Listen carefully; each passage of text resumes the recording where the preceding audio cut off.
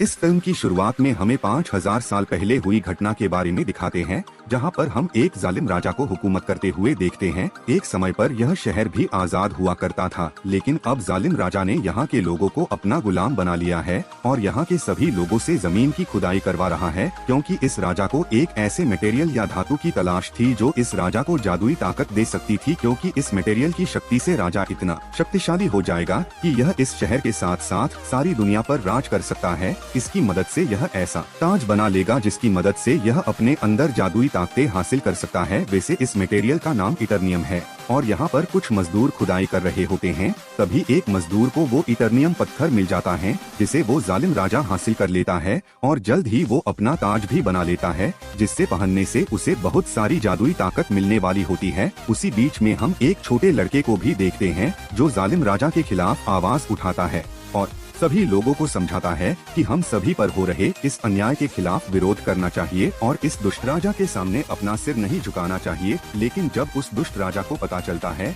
कि मेरे खिलाफ यह लड़का आवाज उठा रहा है, तो राजा उस लड़के को मरवाने का हुक्म दे देता है। जैसे ही उस लड़के को मारा जाता है तो लड़का वहाँ से गायब हो जाता है और ऐसी जगह पर पहुंच जाता है जहां पर कुछ शक्तिशाली जादूगर बैठे होते हैं। फिर जादूगर उस लड़के से कहते हैं कि हम तुम्हारी बहादुरी से बहुत खुश हुए, इसलिए हम तुम्हें ऐसी शक्तियां देंगे जिसकी मदद से तुम बहुत शक्तिशाली हो जाओगे और उस दुष्ट राजा को हरा पाओगे। बस तुम्हें एक शब्द कहना होगा, सजाम। इसके बाद हमारी शक्तियां तुम्हें मिल जाएगी। फिर वो लड़का सजाम बोलता है और बहुत शक्तिशाली हो जाता है और तुरंत ही उस दुष्ट राजा के महल में आ जाता है, जहां वो राजा अपना जादुई ताज पहन रहा होता है। वो लड़का वहां पर आकर तबाही मचा देता है। वो इतने गुस्से में होता है कि दुष्ट राजा के साथ साथ पूरे शहर को तबाह कर देता है। 5000 साल बीतने के बाद हमें उसी शहर को दिखाया जाता है जहां पर प्रेजेंट टाइम में एक गैंग ने पूरे तरीके से शहर पर कब्जा किया हुआ है। लोगों पर लूटमार कर रहे हैं, जुल्म कर रहे हैं और पूरे शहर को दहशत में रखा हुआ है। इस गैंग का सिर्फ एक ही मकसद है, उस ताज को हासिल करना जो 5000 साल पहले उस दुष्ट राजा ने बनवाया था।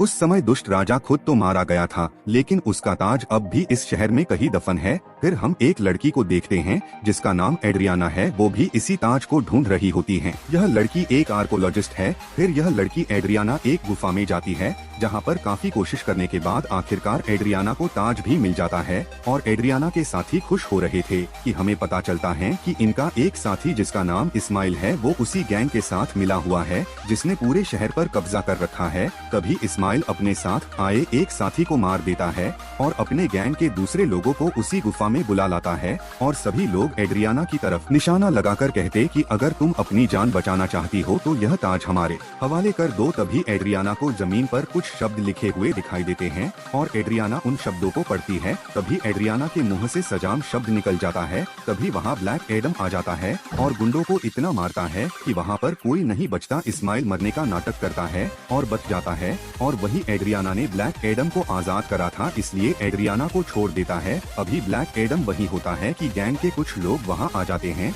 और स्पेशल मिसाइल से अटैक करते हैं और यह मिसाइल उसी एटर्नियम मटेरियल से बना होता है जिसकी मदद से वो ताज बना था। जैसे ही मिसाइल ब्लैक एडम को लगती है उसे काफी तेज दर्द महसूस होता है। ब्लैक एडम मिसाइल छोड़ने वाले उस गुंडे की तो जान ले लेता है, लेकिन मिसाइल लगने की वजह से बेहोश हो जाता है। यहाँ हमें पता चलता है कि ब्लैक एडम की कमजोरी एक इटरनियम मटेरियल है जिसकी मदद से ब्लैक एडम को मारा जा सकता है और यह देखकर एड्रियाना काफी परेशान हो जाती है और ब्लैक एडम को अपने घर ले जाती है। जैसे ही ब्लैक एडम को होश आता है तो वो यहाँ पर एड्रियाना के बेटे से मिलता है और ये बच्चा ब्लैक एडम को कहता है कि आप उस गुफा में 5000 साल से कैद थे, क्योंकि आप एक मसीहा बनकर आए हो तो आप ही इस शहर को उस गैंग की गुलामी से आजाद करा सकते हो। इस बात से ब्लैक एडम को कोई फर्क नहीं पड़ता और ब्लैक एडम कहता है कि आज से 5000 साल पहले यह मेरा शहर हुआ करता था, अब यहाँ पर सब कुछ बदल गया है, इसलिए अब इस शहर को बचाने की जिम्मेदारी मेरी नहीं है। मुझे इस शहर और यहाँ के लोगों से कोई मतलब नहीं है। इसके बाद वो घर से बाहर आ जाता है और इधर उधर घूमते हुए शहर को देखता है। इसके बाद हम एक फीमेल लीडर को देखते हैं जिसका काम दुनिया में आए सुपर हीरो और सुपर विलेन को रोकना होता है और दुनिया में शांति बनाए रखना होता है, जिससे आम लोगों को कोई नुकसान न पहुँचे। वो यहाँ पर एक सुपर हीरो हॉकमैन से बात कर रही होती है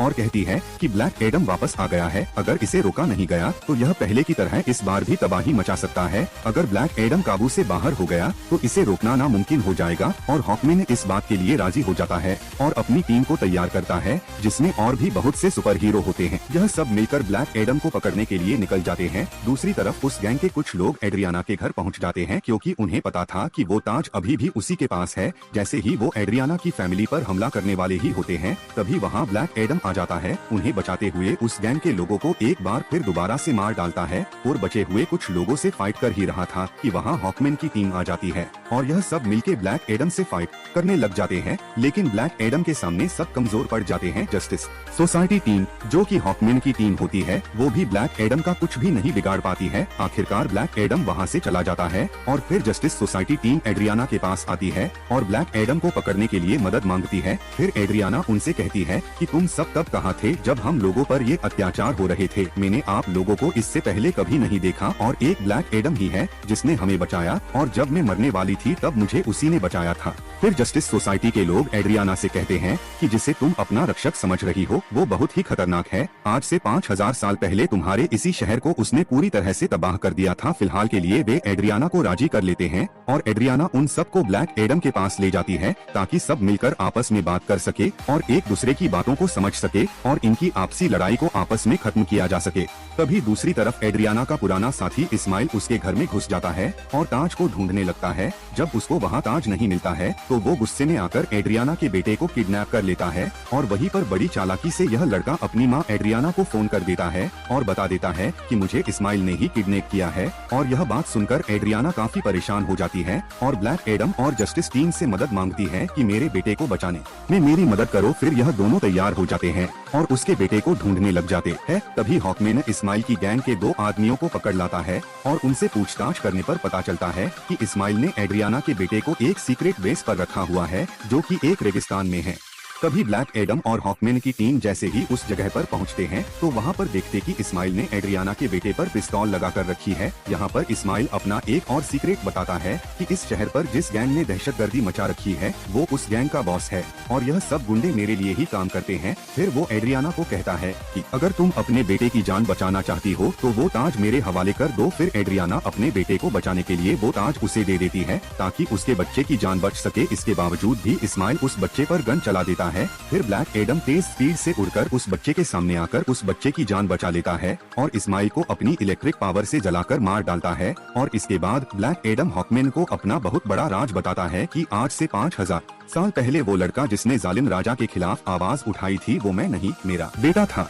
जब वो जालिम राजा मेरे बेटे को मार रहा था तभी वो वहाँ से अचानक गायब हो जाता है और जालिम राजा को यह देखकर बहुत गुस्सा आता है और वो मेरे बेटे को तो ढूंढ नहीं पाता है, इसलिए वो मुझे और मेरे परिवार को बंदी बना लेते हैं और हमें इतना मारते हैं कि मेरी वाइफ वहाँ पर मर जाती है और मैं भी मरने ही वाला था कि तभी अचानक मेरा बेटा मेरे पास वापस आ जाता है और उसके पास कई तरह की शक्तियाँ थी और मेरा बेटा उन शक्तियों को मुझे देता है और मैं उन शक्तियों से बहुत शक्तिशाली हो जाता हूँ। फिर हम दोनों बात कर ही रहे होते कि जालिम राजा के लोग फिर से हम पर हमला कर देते हैं। यहाँ पर मैं तो बच जाता हूँ क्योंकि मेरे पास बहुत सी शक्तियाँ होती है, लेकिन मेरा बेटा मेरी ही आंखों के सामने मारा जाता है और अपने ही बेटे को मरता देख मुझे बहुत गुस्सा आता है और फिर मैंने जालिम राजा और उसके लोगों को तो मार देता हूँ लेकिन मैं अपनी शक्तियों को कंट्रोल नहीं कर पाया और मेरी इस गलती की वजह से पूरा शहर तबाह हो गया था। मेरा ऐसा करने की वजह से उन जादूगरों ने जिन्होंने मेरे बेटे को शक्ति दी थी वो बहुत नाराज हो चुके थे क्योंकि मैंने अपनी शक्तियों का गलत इस्तेमाल किया है। मैंने अपनी पावर को काबू में नहीं रखा, इसलिए उन्होंने मुझे उस गुफा में बंद कर दिया था और मैं कई हजार सालों तक उस मकबरे में कैद रहा और जब एड्रियाना ने मुझे मेरे नाम से पुकारा तो मैं एक बार फिर से जिंदा हो गया। यहाँ पर ब्लैक एडम को बहुत अफसोस होता है कि मेरी वजह से पहले भी बहुत तबाही हुई थी और अब भी बहुत तबाही हुई है और बहुत से लोग मारे गए हैं। फिर वो हॉकमैन को कहता है कि मैं सरेंडर करना चाहता हूँ और मैं अपनी पावर को खत्म करके तुम्हारे हवाले करना चाहता हूँ ताकि मेरी वजह से किसी को नुकसान ना पहुँचे। इसके बाद ब्लैक एडम सजेम शब्द बोलता है और एक नॉर्मल इंसान बन जाता है जिसके पास फिलहाल कोई शक्तियाँ नहीं है। जब तक यह दोबारा सजेम शब्द नहीं बोलेगा तब तक यह नॉर्मल इंसान ही रहेगा। इसलिए ब्लैक एडम हॉकमैन से कहता है कि मेरे साथ कुछ ऐसा करना कि ये शब्द मैं दोबारा बोल ही ना सकूं। आखिरकार ब्लैक एडम को पानी में डाल दिया जाता है और इसके मुंह पर एक ऐसी मशीन लगाई जाती है कि ये बोल ही ना पाए। यह एक छोटी सी जेल होती है जिसमें ब्लैक एडम को बंद कर दिया जाता है। दूसरी तरफ हम इस्माइल को देखते हैं जो कि मर चुका था और यहाँ वो नरक के अंदर आ गया है। इस्माइल को एक बात शुरू से पता थी कि अगर वो उस ताज की ताकत को हासिल करना चाहता है तो उसको वो ताज अपने हाथ में पकड़ना होगा और उसी वक्त कोई ना कोई उसे मारे ताकि वो मारकर नरक में आ जाए यानी कि जहन्नुम में आ जाए और नरक के शैतानों से यहाँ पर मिल सके और शक्तियाँ हासिल कर सके। ये सारी बातें इस्माइल शुरू से ही जानता था, इसलिए उसने ब्लैक एडम को उकसाया कि जैसे ही मैं एड्रियाना के बेटे को मारूंगा तभी ब्लैक एडम आकर उसको बचाएगा और मुझे मार डालेगा। और उस वक्त ताज भी इसके हाथ में था। ये सारी बातें इस्माइल शुरू से ही जानता था और सब कुछ इसके प्लान के मुताबिक ही हो रहा है। यहाँ पर हेल के डीमंस इस्माइल से मिलते हैं, उसको अपनी पावर्स दे देते हैं और ये पहले जैसा इंसान नहीं एक शक्तिशाली सबाक बन चुका होता है और इन शक्तियों के साथ इस दुनिया में आ जाता है और हर तरफ तबाही मचाने लगता है। जैसे ही इसके बारे में जस्टिस सोसाइटी को पता चलता है तो वो इसके मुकाबले के लिए इसके सामने आते हैं। यहाँ पर काफी देर तक लड़ाई चलती रहती है। वाकई सबाक बहुत शक्तिशाली था, ये सब मिलकर भी इसको रोक नहीं पा रहे थे। जस्टिस सोसाइटी के एक और टीम मेंबर डॉक्टर फेथ अपनी मल्टीपल फॉर्म्स में आते हैं और अपनी पावर्स का इस्तेमाल करते हुए सबाक को मारने की कोशिश करते हैं, लेकिन फिर भी कामयाब नहीं होते हैं और जल्द ही ये समझ जाते हैं कि सबाक को सिर्फ ब्लैक एडम ही हरा सकता है। फिर डॉक्टर फैट टेलीपैथी के जरिए ब्लैक एडम से बात करते हैं और बताते हैं कि हमें मदद की बहुत जरूरत है और अपनी जादुई शक्ति से इसकी काफी मदद भी करते हैं ताकि वो खुद को आजाद करवा सके। कैद से आजाद होते ही वहाँ के कुछ सिपाहियों को ब्लैक एडम मारता है और पानी से बाहर आकर सजेन शब्द बोलता है और उसे अपनी पावर्स मिल जाती हैं। फिर ब्लैक एडम तुरंत सबाक के पास जाने लगता है और वही दूसरी तरफ जस्टिस सोसाइटी के मेंबर्स अभी भी सबाक से लड़ रहे होते हैं। इसी बीच डॉक्टर फैट जान से मारे जाते हैं और वही हॉकमैन भी सबाक से लड़ रहे होते हैं, लेकिन सबाक के सामने सारी कोशिशें नाकाम हो रही थी। तभी वहाँ पर ब्लैक एडम आ जाता है और फिर इन दोनों की काफी लड़ाई होती है। इनकी फाइट काफी टक्कर की होती है। यहाँ पर सबाक कमजोर पड़ जाता है। फिर ब्लैक एडम सबाक के सिर को पकड़कर उसके 2 टुकड़े कर देता है और मार देता है। इसके बाद सब कुछ ठीक हो जाता है और शहर के सभी लोग ब्लैक एडम को हीरो मानने लगते हैं और मान जाते हैं कि ब्लैक एडम ने उनके शहर को बचाया है। जिसके बाद हम एक लेडी लीडर को देखते हैं जिसने जस्टिस सोसाइटी टीम को बनाया होता है ताकि वो ब्लैक एडम को रोक सके। वो लेडी ब्लैक एडम को कहती है कि तुम्हें जो करना है वो कर लेना, लेकिन तुम इस शहर से बाहर मत निकलना। अगर तुम इस शहर से बाहर आए तो ये तुम्हारे लिए अच्छा नहीं होगा। फिर ब्लैक एडम उसको देखते हुए कहता है कि मुझे कोई भी हुक्म नहीं दे सकता, मेरा जो मन करेगा मैं वो करूँगा। तभी वो लेडी ब्लैक एडम से कहती है कि तुम ठीक कह रहे हो, तुम्हें इस दुनिया का तो कोई रोक नहीं सकता, लेकिन मैं ऐसे लोगों को भी जानती हूँ जो इस दुनिया के नहीं है। यह सुनकर ब्लैक एडम को गुस्सा आ जाता है और वो सामने लगी स्क्रीन को ब्लास्ट कर देता है, जिससे वहाँ पर धुआं धुआं हो जाता है और उस धुएं से सुपरमैन बाहर आता है और ब्लैक एडम से कहता है कि शायद हमें बैठकर बात कर लेनी चाहिए। यहाँ पर फिल्म की कहानी खत्म हो जाती है। अगर आपको ये वीडियो पसंद आई तो लाइक करें और सब्सक्राइब करना न भूलें। मिलते हैं अगली नई वीडियो में। Bye bye.